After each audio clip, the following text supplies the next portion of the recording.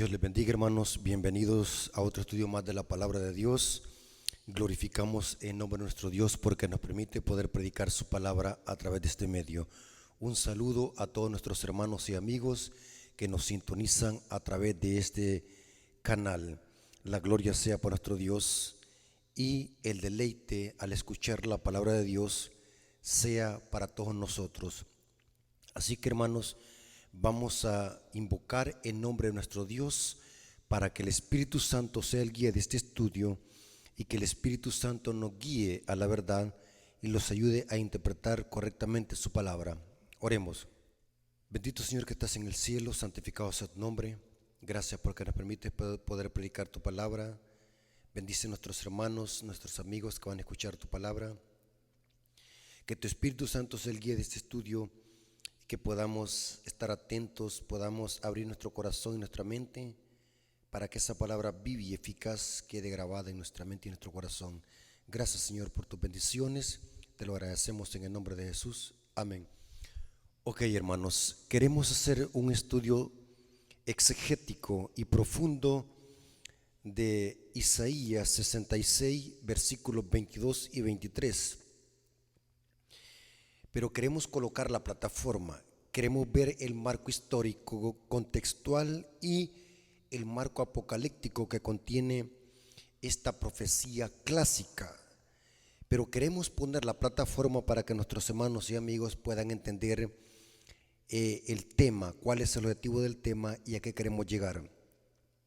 Porque queremos demostrar bíblicamente que aún en la eternidad, el día de reposo, el día santo de Dios, se va a guardar por todas las edades y lo va a hacer el remanente, los hijos de Dios que hereden la vida eterna de todas las generaciones. Pero queremos colocar la plataforma, o sea, un prólogo o una introducción al tema, y queremos hacerlo de la siguiente manera. Queremos demostrar, y esto tiene que quedar claro, hermanos y amigos, el sábado, como cuarto mandamiento, su función es señalar a Dios como el único creador de los cielos y la tierra. La función de redención que el sábado nos señala a Cristo como redentor fue dada después del pecado, pero la función original, en eso lo vamos a enfrascar. La función original y primordial del día de reposo es señalar a Cristo como el único creador de los cielos y la tierra. Por eso es que es inconsistente y sin fundamento bíblico sostener de que el sábado es exclusivamente solo para los judíos.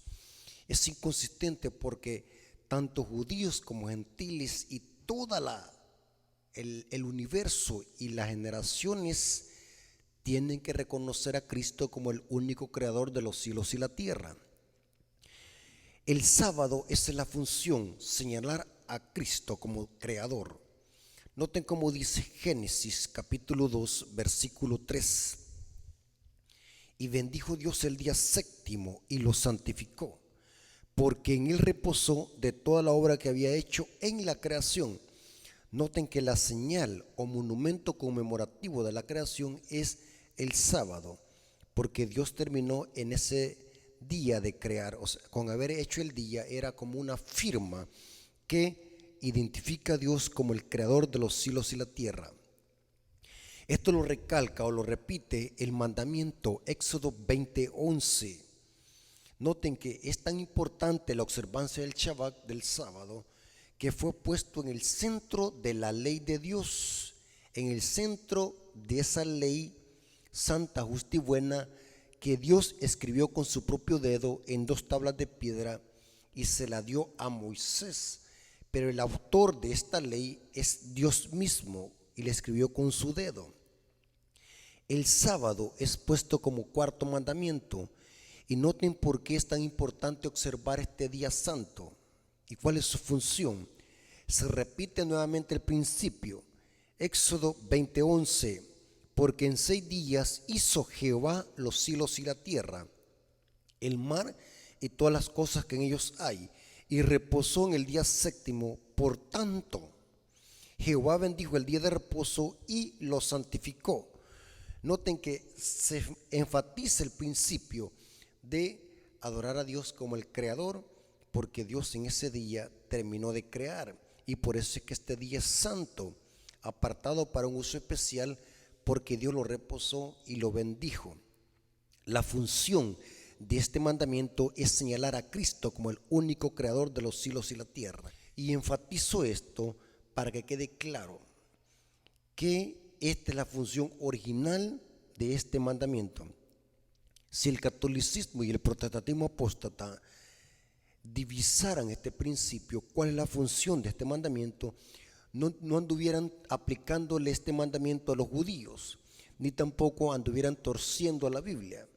Si reconocieran de que la función de este mandamiento es reconocer a Dios como el único creador de los cielos y la tierra. No existe otra institución que nos recuerde a Dios como el creador. Inclusive, de los 10 mandamientos, el cuarto es el único que enfatiza este principio de acuérdate. Éxodo 28 dice, acuérdate, en otras palabras, no te olvides de que yo hice en los cielos y la tierra todo esto que hay en los mares y en las aguas, y descansé en este día santo. Por eso es que Dios pide que reposemos en este día santo, para que nunca nos olvidemos de que este planeta es producto del poder creador de Dios, y que nosotros somos su criatura, y que solamente Él merece la adoración. Si esta verdad contundente la aceptara Babilonia, el protestantismo apóstata y el catolicismo no anduvieran predicando errores doctrinales y atacando este mandamiento, que es un monumento conmemorativo de la creación de Dios. Basándonos en esa plataforma o en ese prólogo que acabamos de presentar, cuál es la función de este mandamiento, vamos a lo siguiente. Vamos a hacer un exégesis. Exégesis significa, hermanos, un estudio serio de un texto. Vamos a hacer un estudio serio del texto bíblico. En este canal, hermanos, no venimos a leer la Biblia, no venimos a repetir lo que otro dice, venimos a estudiar la Biblia a profundidad. Y este es el objetivo de nuestros hermanos que nos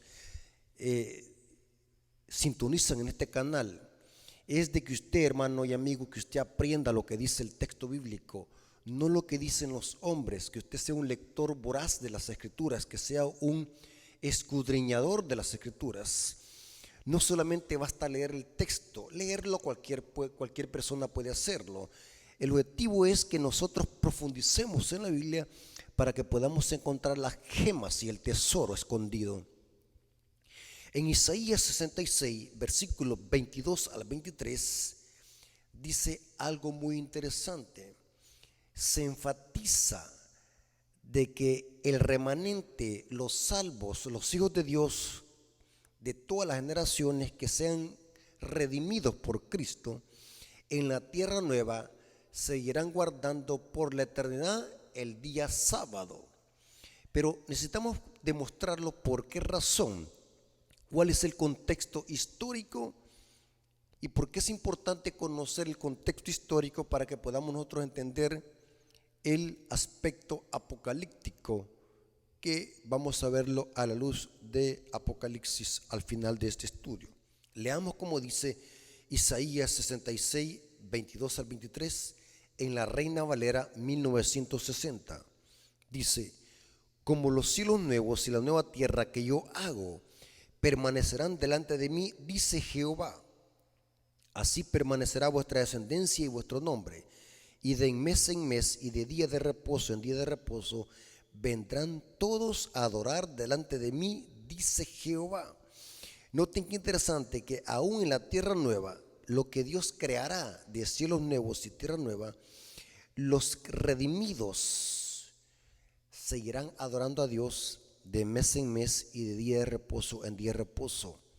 Y noten que se relaciona la adoración con el día de reposo, el día Shabbat. Y aquí está hablando cuando Dios cree cielos nuevos y nueva tierra. Noten cómo dice la Biblia Jerusalén, versión 1998. En este mismo texto, ¿cómo lo traduce? Isaías 66, 22 al 23. Porque así como los cielos nuevos y la nueva tierra que yo hago permanecerá en mi presencia, oráculo de Yahweh, así permanecerá vuestra raza y vuestro nombre. Y dice el versículo 23, así pues de luna en luna nueva y de sábado en sábado vendrá todo el mundo a posternarse ante mí, dice Yahvé. Noten que aquí en lugar de decir de mes en mes, dice de luna en nueva y de sábado en sábado. Noten cómo lo traduce la Biblia Nácar Colunga, octava edición de 1971, Isaías 66, 22 al 23. Porque así como los cielos nuevos y la nueva tierra que yo voy a crear subsistirán ante mí, dice Yahweh, así subsistirá vuestra progenie y vuestro nombre. Y de novilunio en novilunio, noten que luna nueva o mes en mes es lo mismo que novilunio. Vamos a explicar qué significa eso. Eran los Rosh Kodesh que los israelitas observaban, que daban inicio a cada mes. Y dice, y de novilunio en novilunio, de sábado en sábado, toda carne vendrá a posternarse ante mí, dice Yahvé. Acabamos de leer 3 versiones de Biblia, cómo lo traduce. Ahora, necesitamos ver el análisis contextual de por qué Dios dice a Judá esta promesa. Vamos a ver de que esta promesa era una promesa condicional. Tenemos que leer primero el aspecto histórico de esta profecía clásica. Se le conocen las profecías clásicas a profecías que fueron exclusivamente dadas a Judá o a Israel. Pero que esa profecía clásica son profecías de doble referencia, tienen una aplicación apocalíptica que la vamos a descubrir en este estudio categórico y exegético. Pero para hacer la aplicación o conocer el marco apocalíptico de esta profecía condicional o de esta promesa condicional dada a Judá, tenemos que conocer el marco histórico de estos versículos. Por eso es que necesitamos analizar en este punto el análisis contextualizado de por qué Dios dijo esta promesa condicional a Judá. Veamos un poco de historia. Judá, por su apostasía, la nación de Judá, o sea, las tribus del sur o el reinado del sur, que era constituido por Benjamín y por Judá, se le conocía el reino del sur. Esta nación o este reino cayó en una extrema apostasía. Esta apostasía la vemos reflejada en el libro de Ezequiel, especialmente en los capítulos 8 y el capítulo 16. Israel había caído en una extrema apostasía, aún llegó al extremo de llegar a una idolatría tan extrema que llegó a adorar al sol y a Tamuz. Eso lo dice Ezequiel 8, 15 al 16. Y el capítulo 16 de Ezequiel, Dios compara a Israel con una ramera porque se había prostituido al asimilar prácticas y costumbres paganas de los egipcios, de los sirios, de los babilonios, etc. Y Dios compara a Israel con una ramera. Y por esta apostasía, Judá fue llevada cautiva. Fue llevada cautiva por Nabucodonosor en el año 606 y 605 a.C. Según la historia, los babilonios conquistaron Jerusalén y se llevaron cautivo al reino de Judá. Parcialmente se cumplió lo que dice Ezequiel, capítulo 9, hablando de la matanza que iba a suceder en Jerusalén. Y esto iba a ser por manos de los babilonios, especialmente por Nabucodonosor. Los babilonios conquistaron y sitiaron Jerusalén, y la Biblia dice que Jerusalén sería destruida casi totalmente. Unos años más tarde, hacia el 586 antes de Cristo. En el 605 antes de Cristo empezó el famoso exilio del pueblo de Judá a Babilonia. Y esta apostasía, los que quedaran vivos de este sitio y de esta destrucción por esta apostasía que Israel estaba, o Judá estaba cometiendo aún en el templo de Jerusalén, la historia dice que iban a ser llevados cautivos. Los que quedaran vivos iban a ser llevados cautivos a Babilonia por 70 años. Esto lo dice Jeremías 25, versículo 11 al 12. Toda la tierra será puesta en ruinas y espanto. Esto era por el sitio que iba a llegar a Judá en manos de Nabucodonosor. Toda esta tierra será puesta en ruinas y espanto, y servirán estas naciones al rey de Babilonia 70 años. Y cuando sean cumplidos los 70 años, castigaré al rey de Babilonia y a aquella nación por su maldad, ha dicho Jehová, y la tierra de los caldeos, y la convertiré en desierto para siempre. O sea que Judá iba a quedar ¿qué? Destruida, iba a quedar en ruinas, desolada y vacías. Se iba a convertir como en un desierto, porque los babilonios iban a destruir a Judá. Y esto sucedió en el año 606 y 605 antes de Cristo. 70 años iban a ser llevados cautivos a Babilonia. Inclusive la entronización del libro de Daniel presenta este aspecto, y es el marco cuando fueron llevados cautivos a Babilonia por 70 años. Y lo interesante es de que Dios había dicho que al terminar estos 70 años iba a castigar al rey de Babilonia y aquella nación por su maldad. Esta profecía se cumplió en el año 536 antes de Cristo, cuando el rey Ciro, el rey persa, conquistó a Babilonia y libertó a Judá, a los judíos cautivos en Babilonia. Hay un capítulo en el libro de Esdras que presenta cómo Dios iba a usar al rey Ciro, un rey persa, para destruir o conquistar Babilonia y así sacar a los judíos después del cautiverio de 70 años. El libro de Esdras, capítulo 1, versículo 1 al 4, presenta cómo Dios usaría al rey Ciro, un rey persa, que es un símbolo de Cristo en las profecías clásicas. Dios usaría este rey para libertar a Judá de Babilonia. Noten cómo dice Esdras capítulo 1, versículo 1 al 4. En el primer año del rey Ciro, rey de Persia, para que se cumpliese la palabra de Jehová por boca de Jeremías, despertó Jehová el espíritu de Ciro, rey de Persia, el cual hizo pregonar de palabra y también por escrito por todo su reino, diciendo: así ha dicho Ciro, rey de Persia: Jehová, el Dios de los cielos, me ha dado todos los reinos de la tierra, y me ha mandado que le edifique casa en Jerusalén, que está en Judá. Noten que Ciro, al leer esta profecía referente a él, se llenó de valor. Noten que un rey pagano, siendo usado por Dios, y este rey Ciro, un rey persa, se llena de valor y sabía de que esa ciudad de Babilonia iba a ser destruida en manos de él, porque iba con el poder de Dios. Jehová, Dios del cielo, me ha dado todos los reinos de la tierra y me ha mandado que le edifique casa en Jerusalén.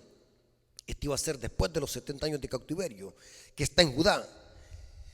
Quien haya entre vosotros de su pueblo, sea Dios con él, y suba a Jerusalén, que está en Judá, y edifique la casa a Jehová, Dios de Israel.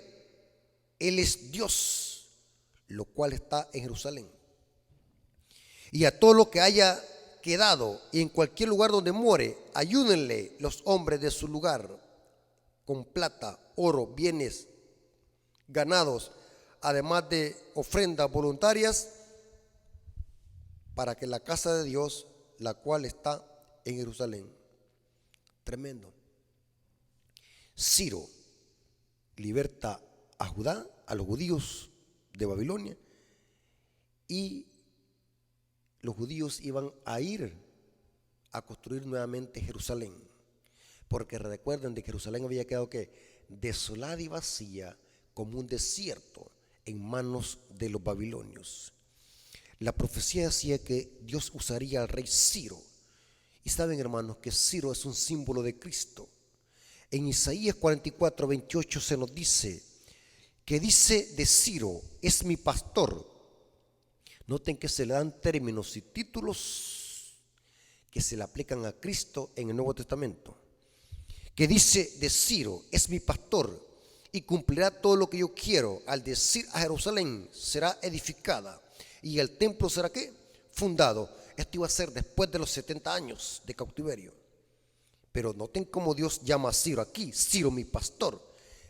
Y en Isaías 45, versículo 1 al 2, noten cómo Dios llama a Ciro. Aquí se le da otros títulos que en el Nuevo Testamento se le aplican a Cristo. Así dice Jehová a su ungido. En el idioma hebreo es Mesías, ungido o Cristo. Así dice Jehová a su ungido, a Ciro, el cual tomé yo por su mano derecha para sujetar naciones delante de él y desatar lomos de reyes, para abrir delante de él puertas, y las puertas no se cerrarán.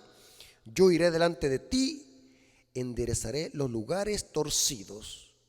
Todo esto en el contexto histórico y en el marco histórico de la liberación de los judíos de Babilonia para ir a reconstruir nuevamente Jerusalén, porque los babilonios habían dado en ruina y en un desierto la ciudad y los muros de Jerusalén. Y las puertas no se cerrarán. Yo iré delante de ti, enderezaré los lugares torcidos, quebrantaré puertas de bronce y cerrojos de hierro, haré pedazos. Tremendo. La profecía se cumplió exactamente como Dios lo había dicho. En el año 536 a.C., Ciro conquista a Babilonia, seca el cauce del río Éufrates y conquista a Babilonia. Eso lo dice varios historiadores griegos, como por ejemplo Heródoto y Jenofonto. Hay mucha información histórica que esto demuestra que la Biblia es inspirada por Dios, el cumplimiento de las profecías. Y ahora vemos de que Babilonia solamente es desierto. Aproximadamente Babilonia está ubicada geográficamente en cerca de Irak, según los esquemas que presenta las profecías de los profetas menores y mayores. Pero noten que Dios libertó a Jerusalén de Babilonia por manos de Ciro. Ese es el contexto histórico. Ahora, al libertar Dios a los judíos de Babilonia, Dios les da una promesa, y esa promesa era que serían herederos de una nueva tierra. Hablando poéticamente, al ir a reconstruir nuevamente Jerusalén, Dios usa términos como decir: yo haré cielos nuevos y nueva tierra, hablando de la reconstrucción nuevamente de Jerusalén después de 70 años. O sea, que históricamente y contextualmente, Isaías 66, 22 y 23 debe de entenderse en este contexto. Después del cautiverio en Babilonia de 70 años, los judíos iban a salir a reconstruir nuevamente Jerusalén. Y Dios en ese contexto dice: yo crearé cielos nuevos y nueva tierra, hablando cómo Dios iba a dar unas nuevas bendiciones a los judíos, de reconstruir su templo, su economía, sus sacrificios y todo ese sistema político y religioso de Israel después de los 70 años. O sea que Isaías 66, 22 al 23 debe de entenderse en el contexto de la promesa condicional que Dios le prometió a Judá después de que salieran del cautiverio en Babilonia de 70 años. Iban a ir a Jerusalén a construir nuevamente su templo. Y Dios dice: porque como los cielos nuevos y la nueva tierra que yo hago permanecerán delante de mí, dice Jehová. Esto es un lenguaje poético, hablando como Dios nuevamente iba a reconstruir a través de los judíos Jerusalén, el templo, una de las maravillas del mundo donde se adoraba a Dios. Porque como los cielos nuevos y la nueva tierra que yo hago permanecerán delante de mí, dice Jehová, así permanecerá vuestra descendencia y vuestro nombre. Y de mes en mes y de día de reposo, o sea que así va a establecer los sacrificios, las fiestas solemnes nuevamente. Sí va a seguir guardando el sábado. Y de día de reposo en día de reposo vendrán todos a adorar delante de mí, dice Jehová. Esto era cuando estuviera nuevamente reconstruido el templo otra vez. Tremendo. Esto está en la historia, hermano. Esto no me lo estoy inventando. Si ustedes quieren conocer historia, busquen comentarios. Inclusive estuve examinando algunos comentarios de teólogos protestantes que están de acuerdo en este marco histórico. Que Isaías 66, versículos 22 al 23, debe de entenderse en este contexto condicional de que Israel iba a salir de Babilonia a construir nuevamente el templo de Jerusalén después de los 70 años. Este es el marco histórico y contextual. Pero hay que ser más profundos, hermano. Escuché a un teólogo protestante que él estaba presentando esta clase de esquema histórico y contextual y cultural en que se dio esta profecía condicional o esta promesa condicional a Israel después de que saliera del cautiverio. Él estaba haciendo esta exposición, pero la estaba haciendo con el objetivo de refutar el concepto adventista, porque los adventistas del séptimo día siempre hemos usado Isaías 66, 22 al 23 para hablar de que aún los redimidos en la tierra nueva, que Dios restaure cuando termine el pecado y la maldad y Dios vuelva a recrear esta tierra. Los adventistas hemos sostenido siempre que en la tierra nueva se va a seguir guardando el sábado, y el teólogo hacía esta exposición histórica y contextual de que eso no tiene nada que ver con guardar el sábado en la tierra nueva, sino que esto se cumplió con la reconstrucción de Jerusalén después del cautiverio de 70 años de Judá en Babilonia. Y que no tiene nada que ver, decía él en su exposición, que los adventistas están equivocados haciendo una mala aplicación. Por eso es que usé el marco histórico y contextual de Isaías 66, 22 al 23, para que veamos de que sí, en profecía clásica, esto se cumplió parcialmente con Jerusalén. Pero hay que ser más profundos, hermanos. En teología se le conoce a lo que vamos a estudiar a continuación profecía de doble referencia. Se cumplió parcialmente con Judá después del cautiverio de 70 años, pero tiene una aplicación apocalíptica. Y esto es lo que ignoran la mayoría de teólogos protestantes. Se espacían solamente en la historia, en el contexto histórico, y se olvidan de que las profecías clásicas tienen doble referencia o doble aplicación. Y vamos a profundizar un poco en esto, hermanos. Y es interesante, hermanos, lo siguiente. Esta profecía de que Dios iba a hacer cielos nuevos y nueva tierra, y que la economía judía se iba a establecer nuevamente en el santuario, en el templo, después de que se reconstruyera. Esta era una promesa, pero esta promesa era condicional. ¿Qué significa esto? Que esta promesa, aunque era para los judíos después del exilio de Babilonia de 70 años, esta profecía no se cumplió con los judíos, porque esta profecía era condicional. Si los judíos se mantuvieran fiel al pacto, pero los judíos rechazaron al Mesías, el centro del pacto. Por lo tanto, no se cumplió esta promesa con Judá.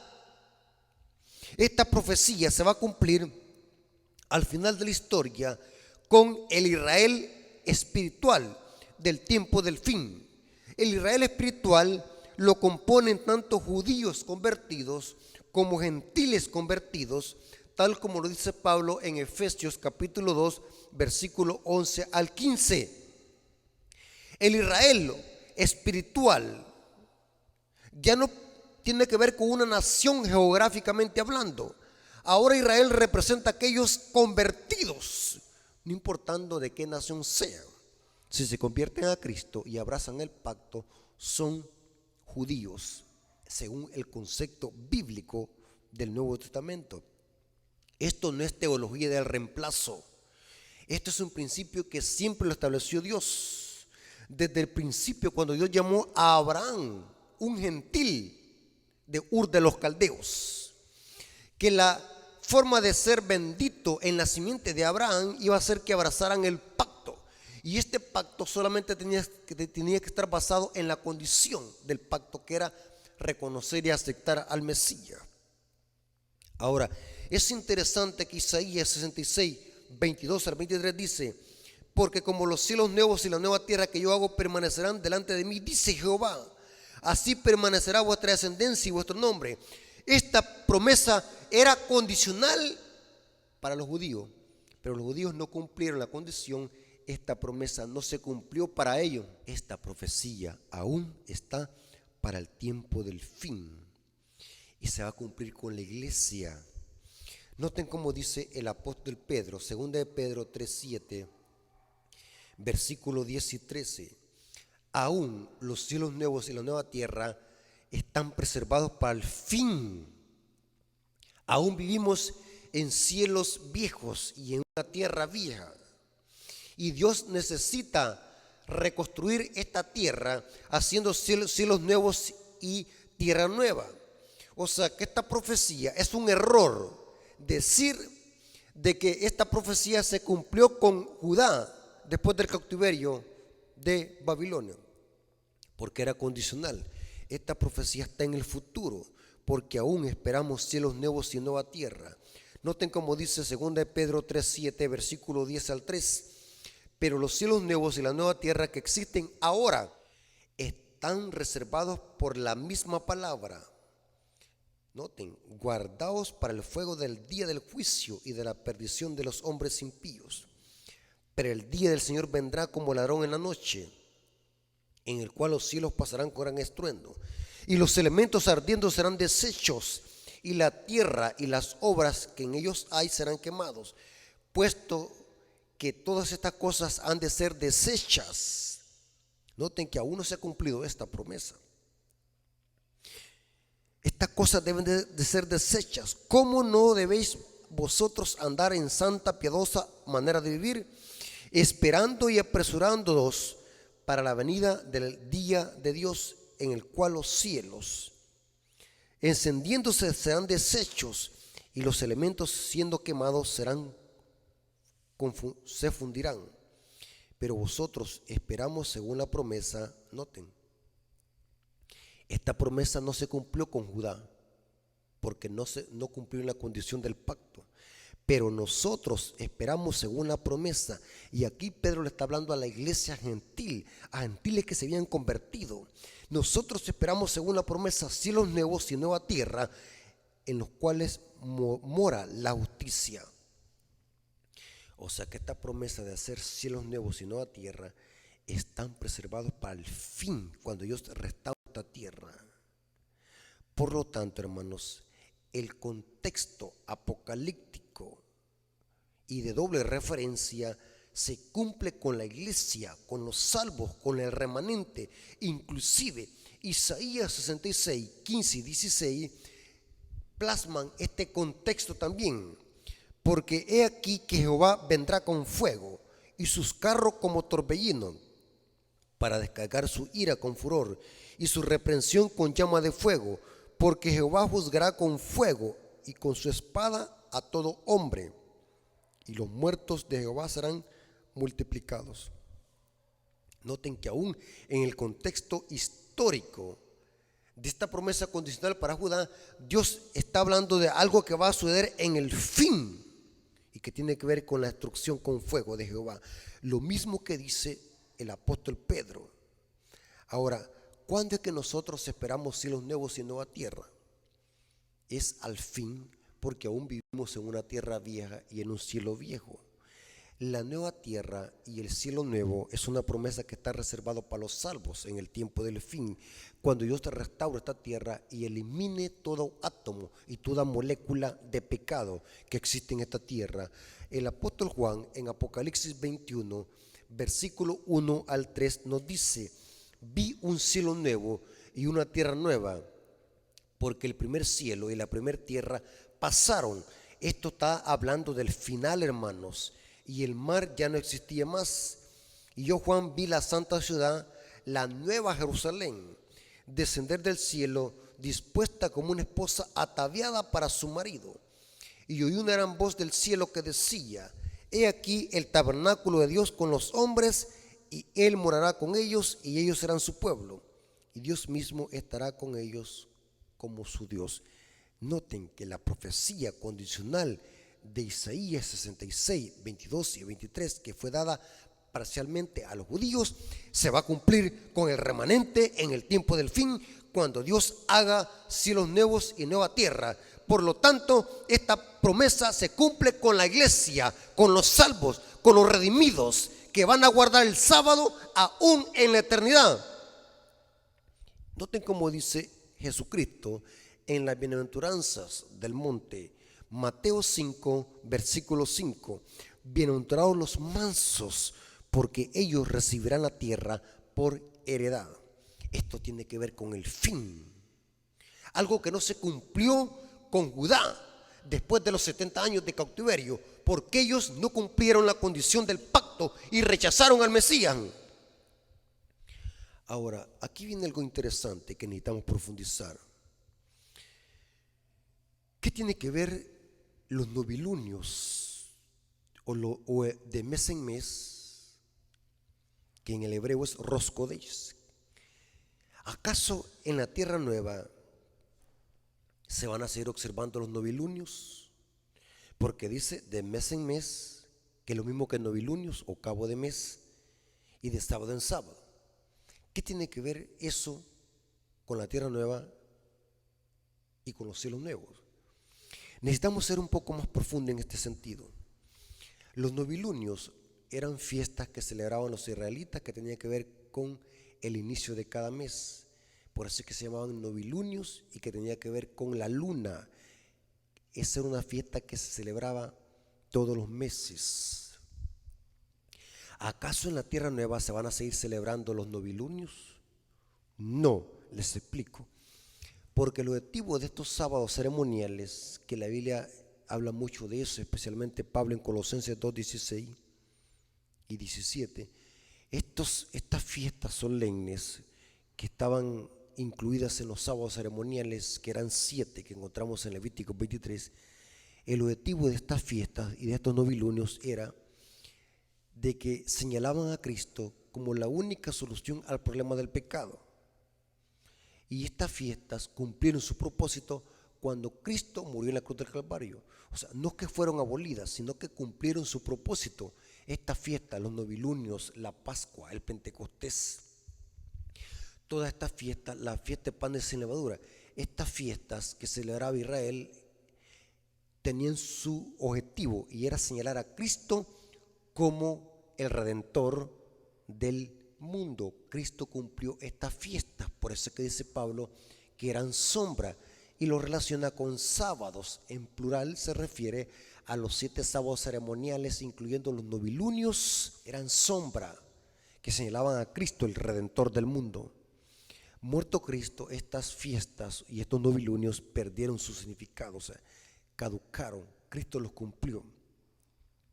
Mientras que el sábado del cuarto mandamiento, lo vimos al principio, su objetivo es señalar a Cristo como el creador de los cielos y la tierra. Por lo tanto, el sábado no es sombra de nada, porque vimos que fue creado en la creación. Mientras los novilunios y estas fiestas fueron dadas después del pecado y se estableció oficialmente en la economía judía, en el santuario, porque el objetivo era ser sombra, señalar a Cristo como el Redentor. Ahora, es interesante lo siguiente, pero ¿qué tiene que ver entonces el sábado? ¿Por qué los redimidos van a guardar el sábado en la tierra nueva? Y esto es lo que el teólogo que hacía esta exposición para desmantelar supuestamente, entre comillas, la teología adventista de guardar el sábado en la eternidad, yo lo noté muy carente de conocimiento y era muy superficial en este sentido cuando quería hacer la aplicación. Y les voy a explicar lo que la mayoría de protestantes y teólogos eruditos, porque hay eruditos que estudian, admitimos que hay eruditos que estudian, pero recuerden de que la teología adventista es más profunda, que desmantela cualquier teología protestante. Por muy buena que sea su aplicación histórica, siempre los adventistas vamos un paso adelante. ¿Por qué el sábado se va a guardar en la tierra nueva por la eternidad? ¿De dónde sacan los adventistas esto? Acabamos de ver la aplicación histórica de Isaías, pero necesitamos ver la aplicación apocalíptica de esta profecía de doble referencia. Es interesante. Vimos al principio de que el sábado es monumento conmemorativo de la creación. Ese es el objetivo del sábado. Señala a Dios como creador. Pero ¿qué tiene que ver el sábado en la tierra nueva? Sencillo. Noten lo que voy a decir. Las plagas, que son 7, donde se consuma la ira de Dios, Apocalipsis dice que van a revertir la tierra. Y esta tierra la van a volver a su estado caótico como era al principio. Noten que la destrucción de Jerusalén era un tipo de cómo la tierra va a quedar destruida, desolada y vacía por las plagas. Dios va a revertir esta tierra a su estado caótico. Eso lo dice Isaías 66. Eso lo dice Apocalipsis 16, versículo 1 al 5. Las plagas van a caer sobre todo lo que Dios creó en la semana de la creación. Y esta tierra va a quedar un abismo, un desierto. Lo que trastorna la tierra y las islas y los mares para que la tierra quede como al principio, un gran abismo, será el gran terremoto de la 7ª plaga. Y esta tierra queda como un abismo donde morará el diablo por 1000 años. Apocalipsis 20, 1 al 3 dice que Cristo ató al dragón en el gran abismo por 1000 años. Abismo en el griego es abusos, una referencia a lo que dice Génesis 1:1, donde la tierra quedó desordenada y vacía, o estaba desordenada y vacía, y Dios tuvo que crearla en 6 días y descansar el 7. Las plagas lo que hacen es revertir la creación y hacer de que la tierra vuelva a ese estado desordenado y vacío, un gran abismo. Noten cómo dice Apocalipsis 20, versículo 1 al 3. Vi un ángel que descendía del cielo con la llave del abismo y una gran cadena en la mano, y prendió el dragón, la serpiente antigua, que es el diablo y Satanás, y lo ató por 1000 años y lo arrojó al abismo. En el griego es abuso, una referencia para referirse a la tierra que quedará desordenada y vacía, un estado caótico, desordenado. Ahora, ¿saben qué interesante, hermano? Si nosotros dejamos que la misma Biblia se interprete sola, si Dios va a hacer cielos nuevos y nueva tierra, como acabamos de ver, es evidente que Dios va a volver a crear esta tierra en 6 días y va a descansar el 7, tal como lo hizo en la primera creación. Por eso es que se llama cielo nuevo y tierra nueva. Dios tardará 6 días en volver a ordenar y a llenar la tierra y va a descansar el 7º día. O sea que el 7º día en la tierra nueva se va a observar también como monumento conmemorativo de la nueva creación. Porque Dios volverá a crear este planeta Tierra en 6 días y descansará el 7. No hay otra explicación para esto. Porque la tierra va a ser destruida por las plagas y Dios tiene que hacer ¿qué? Cielos nuevos y nueva tierra. Y se va a observar el sábado por la eternidad. Significa que Dios va a volver a descansar el sábado como monumento conmemorativo de la nueva creación. O sea que en este sentido, el remanente, los hijos de Dios, por la eternidad, van a guardar el sábado en la tierra nueva como monumento conmemorativo de la recreación o de la nueva creación. Es interesante, hermanos, que por eso es que es bien importante observar hoy este mandamiento, porque si no nos sentimos bien observar este mandamiento tan importante que identifica a Dios como creador, es imposible que nos sintamos bien en la tierra nueva, que por toda la eternidad los redimidos guardarán el sábado, recordando que Dios es nuestro creador y nuestro redentor, y que hoy es el creador de una nueva creación, porque Dios hará cielos nuevos y nueva tierra. Pero aquí viene algo muy interesante, hermanos, para terminar. ¿En qué sentido también los redimidos van a observar los meses en la tierra nueva? No en el sentido de celebrar una fiesta como novilunio, porque esa fiesta tenía un objetivo. Pero hay algo muy interesante. La Biblia tiene algunos misterios que necesitamos profundizar en ellos. Según la profecía apocalíptica, el mes se relaciona con el árbol de la vida. Y según la Biblia, el árbol de la vida cada mes da un fruto. Noten cómo dice Apocalipsis 22, versículo 1 al 2. Después me mostró un río limpio de agua de vida, resplandeciente como cristal, que salía del trono de Dios y del Cordero. Esto es en la Jerusalén, en la ciudad.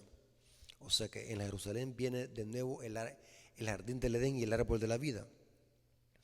Y en medio de la calle de la ciudad y uno al otro lado del río estaba el árbol de la vida, que produce 12 frutos, dando cada mes su fruto, y las hojas del árbol eran para sanidad de las naciones. Noten, pero se relaciona el fruto del árbol de la vida con mes, 12 frutos cada mes.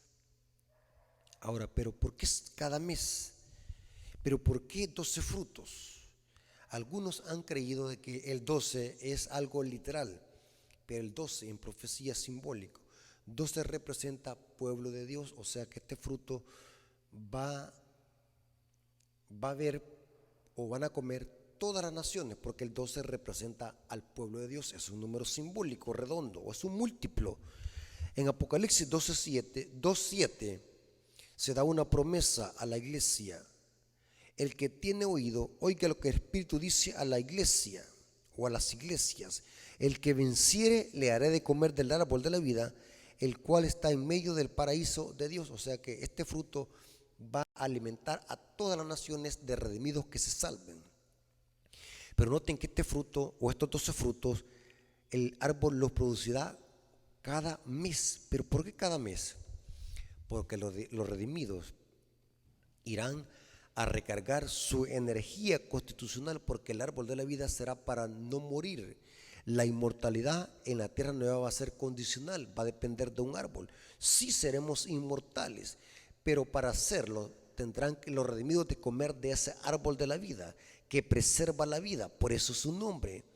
Y los redimidos irán cada mes a comer de ese árbol, porque el árbol da 12 frutos cada mes. Hay una cita del Espíritu de Profecía que está en Conflicto de los Siglos, página 627, que es poderosa cita, que amplía lo del árbol de la vida y de para qué sirve comerlo y por qué los redimidos lo comerán por la eternidad en la tierra nueva. Aparte que estos mismos redimidos van a guardar el sábado. Noten qué interesante como dice Conflicto de los Siglos, página 627, párrafo 2. Aquí la cita está hablando cuando los redimidos sean resucitados. Y cuando resuciten, Dios hace algo con ellos. Todos salen de las tumbas de igual estatura que cuando en ellas fueron depositados. Adán, que se encuentra entre la multitud resucitada, es de soberbia altura y forma majestuosas, de porte poco inferior al Hijo de Dios. O sea que Cristo es más grande en estatura que Adán. Por falta de tiempo, hermano, no puedo explicarles tengo un material profundo sobre esto. Pero ¿saben algo, hermano? Que Cristo, cuando anduvo aquí en esta tierra, era un hombre común y corriente, hablando humanamente, en estatura, en físico. Eso lo dice Isaías, que era un hombre normal, que no había nada en qué desearle. Era un hombre común y normal. Y la estatura era normal. Pero ¿saben algo, hermanos?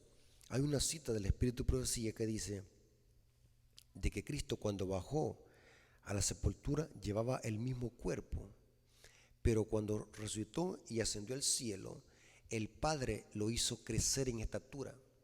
Por eso es que Cristo ahora en el cielo está grande. Por eso es que dice Pablo que tenemos que llegar a la estatura del Hijo de Dios, de un varón perfecto. Habla de una estatura. Eso lo dice Pablo en Efesios 4, 11 y 12. Pero es interesante que noten que Elena de White aquí da un pincelazo sobre eso. Dice que Adán es grande. Dice que se encuentra entre la multitud resucitada, es de soberbia altura y formas majestuosas, de un poco inferior al Hijo de Dios. Presenta su contraste notable con los hombres de las generaciones posteriores. En este respecto se nota la gran degeneración de la raza humana, pero todos se levantan con lozanía y de vigor eterna juventud. Cuando resucitan los redimidos.